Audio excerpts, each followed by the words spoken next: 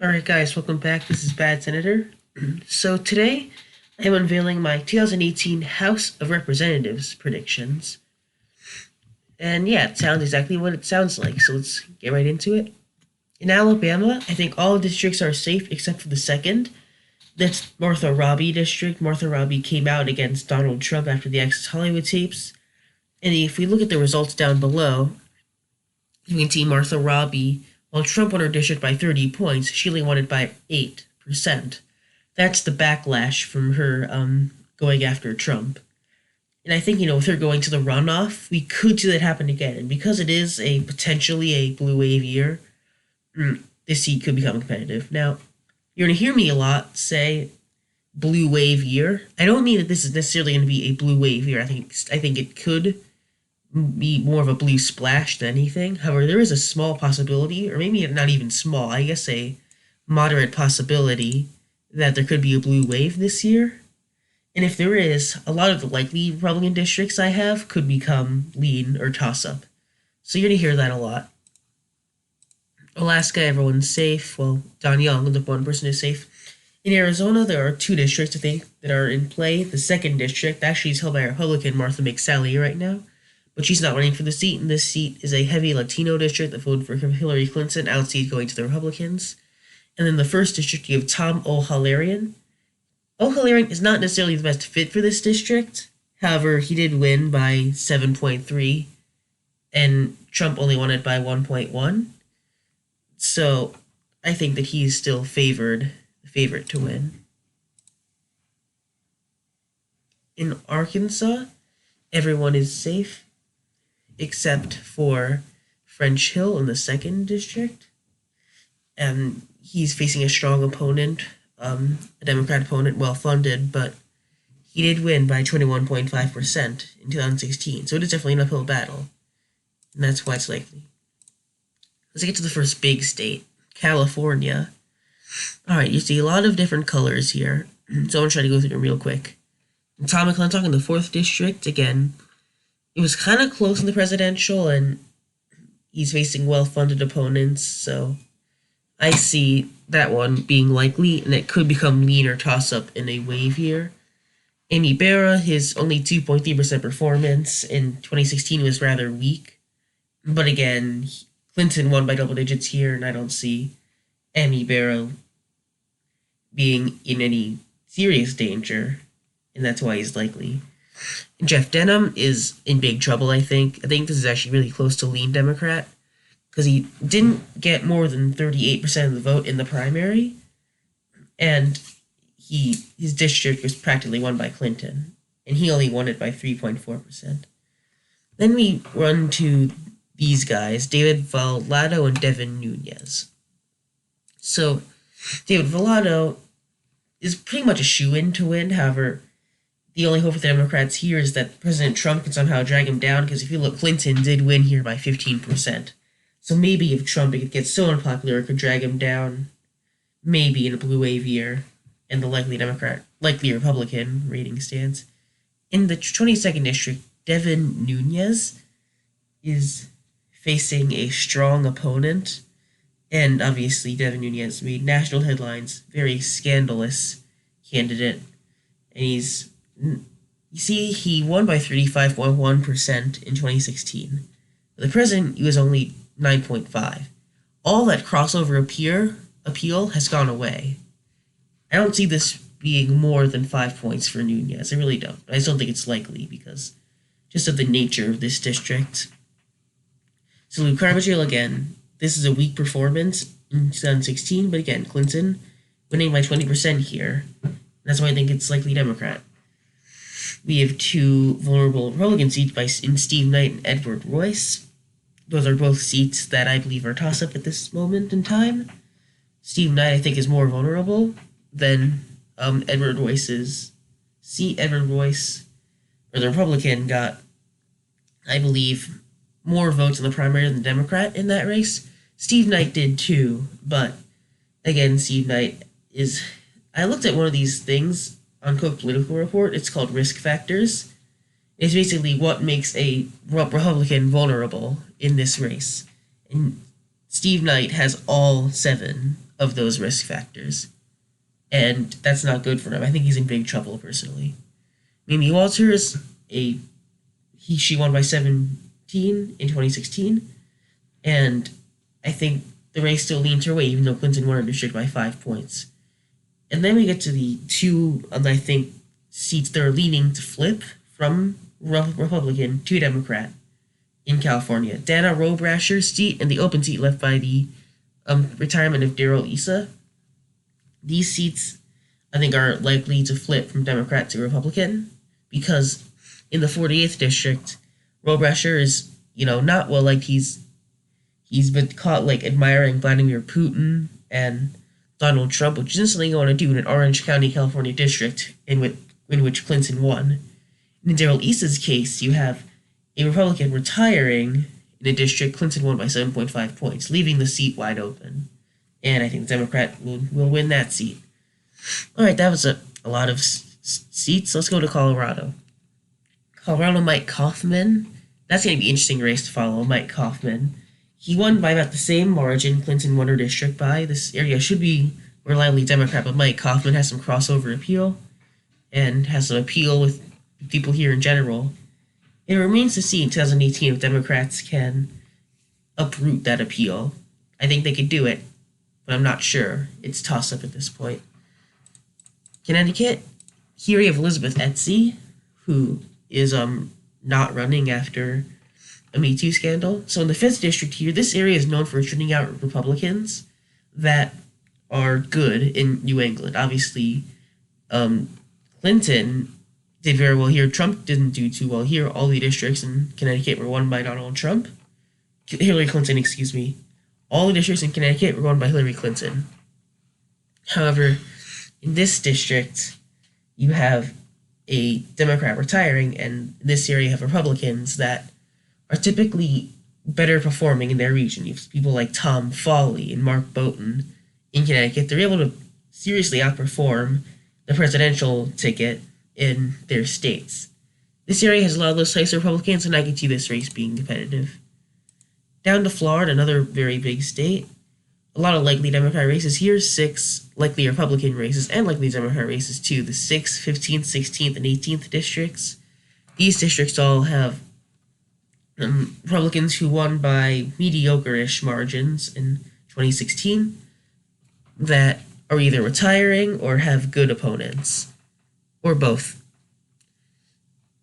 Then you have the vulnerable Democrats, potentially Stephanie Murphy and Charlie Crist. I think Charlie Crist is a strong candidate and is going to hold on to Florida 13.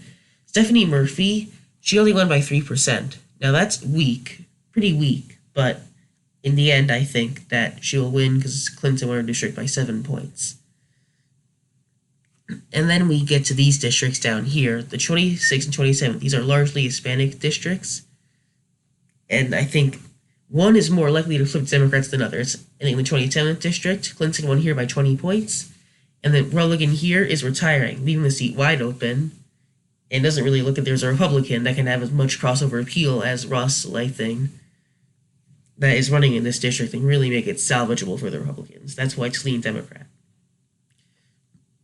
In Carlos Curbello's case in the 26th district, you have the moderate Republican. He is running. In this area, you have a lot of Cuban Americans, which tend to vote Republican down ballot, if not at the presidential level. They didn't like Trump, that's for sure, but they still vote Republican down ballot. I think that will continue into 2018. And that's what makes this race not a shoo-in for the Democrats, just the local voting patterns of the demographics in this district. Clinton won here by 16%, but for those reasons, I think that race is rightfully toss-up.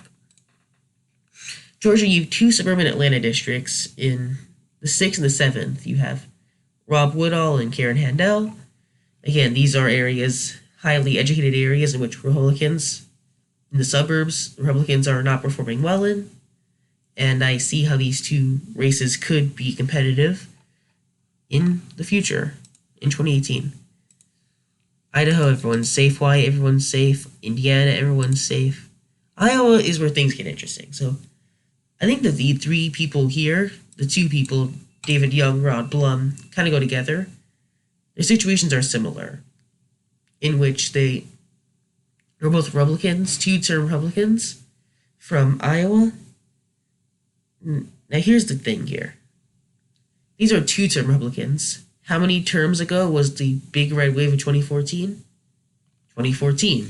That was a big red wave year. And to an extent, in the Rust Belt especially, it was a red wave year in 2016. Now you don't have red wave years that are likely going to help these guys in their victory. So these guys are in big trouble, I think. That's why I have both of these as toss-ups.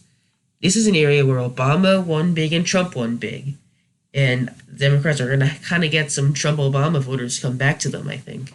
Especially with the pro-Democrat environment in Iowa and other parts of the Rust Belt. And I think that's what makes those races rightfully toss-up. The second district, I think, is likely because of Trump winning there, but you still have a strong Democrat incumbent. Now on to Kansas. Kansas is an interesting state. So you have here where the president won by 18%. So why is it toss-up? Because of Paul Davis. Paul Davis ran here in 2014. He ran governor.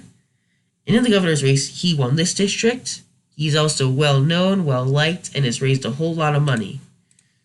And I think because of that, this race where the current Republican representative is retiring makes it competitive. Very competitive, toss-up even. In the third district, Kevin Yoder, I think that he's still a favorite to win slightly. Even though Clinton won his district, I mean, this is Kansas we're talking about here. They like their local politicians. In Kentucky, we have one lean Democrat district, Andy Barr, lean Republican. I keep mixing those two up. You have a good Democrat fuel here in Amy McGrath. I think that she's a good candidate and could beat Andy Barr, although this is a heavily Trump area. So it's not a sure thing by any stretch of the imagination. In Maine, you have Bruce Poliquin. This area is becoming increasingly Republican. It voted for this district here, voted for Trump in 2016. And then they like their local politicians. Like Maine is a weird state. Like a lot of New England, you have Republicans here that outperform the presidential ticket on many occasions. This is the case all across New England. This is also the case in Maine. And I think because of that, Bruce Poliquin, even in the blue wave year and usually Democrat state of Maine, is leaning to holding on. Let's go now to Michigan. Maryland, Massachusetts, everyone's safe. So the most vulnerable seat here is in the 11th district. Dave Trott is retiring in an area Trump only won by 4 points. In suburban Detroit, which is a very minority-heavy area, and that's what makes this toss-up. I pretty much agree with the pundits on all these other races. Mike Bishop gave several polls coming out showing him a slight lead, and so that's why I put that as lean. All these others are likely because, like what I was mentioning before, with the Obama-Trump voters likely voting Democrat this time, is likely making these races competitive as well. But they're still likely to hold on to the Republican incumbents who have been winning by large margins there. In Minnesota, this is where I think the flip is likely to happen. Tim Walz's district here is likely or leaning to flip from Democrat to Republican. So basically, you have Tim Walz here who's running for governor. He basically left open a district that Donald Trump won by 15 points. I see Republicans flipping this district. Democrats don't really have too strong of a candidate, or at least not a strong enough of a candidate to make a Trump plus 15 district really a toss-up. And I think Republicans are going to flip this district. What can I say? And then Colin Peterson. Trump won big here, but Republicans have yet to find a good candidate to challenge Colin Peterson, one of the most conservative Democrats in the House. And I think he's a slight favorite to win going in. And then Jason Lewis, tiny margin for Trump in 2016 here. Big opportunity for Democrats to flip this seat. Eric Paulson, again, he won big, but so did Clinton. And Trump is not popular in Minnesota, and Eric Paulson kind of isn't either, so that's what makes his race competitive. And then the 8th district, Rick Nolan, you have a similar situation to Tim Walz, although you have a Democrat putting up a reasonably kind of good candidate who might be able to salvage this race. That's why it's toss-up.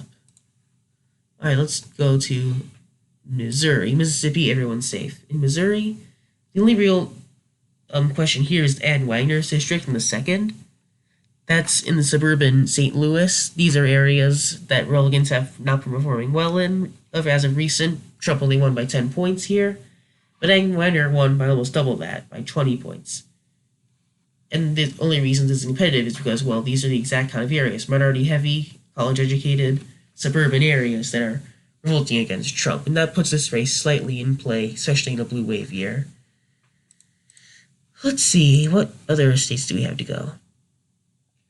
Let's go to Montana. Oh, yes, I love talking about this race. In Montana, you've Greg Gianforte, the body slammer. And I think that he is in big danger. I mean, Greg, he in the special election last year, he body slammed a reporter the day of the election. Now, people still had people voting, and they didn't know that this had happened. And I think, if this had happened a week earlier in the Montana special election campaign, then Gianforte would have lost. Because that's a lot of cannon fodder for Rob Quist, his opponent. With Democrats putting up a more moderate Montanan kind of Democrat in Montana, I think this race could be a real close one. And that ends this part of the video. Stay tuned for part 2 tomorrow.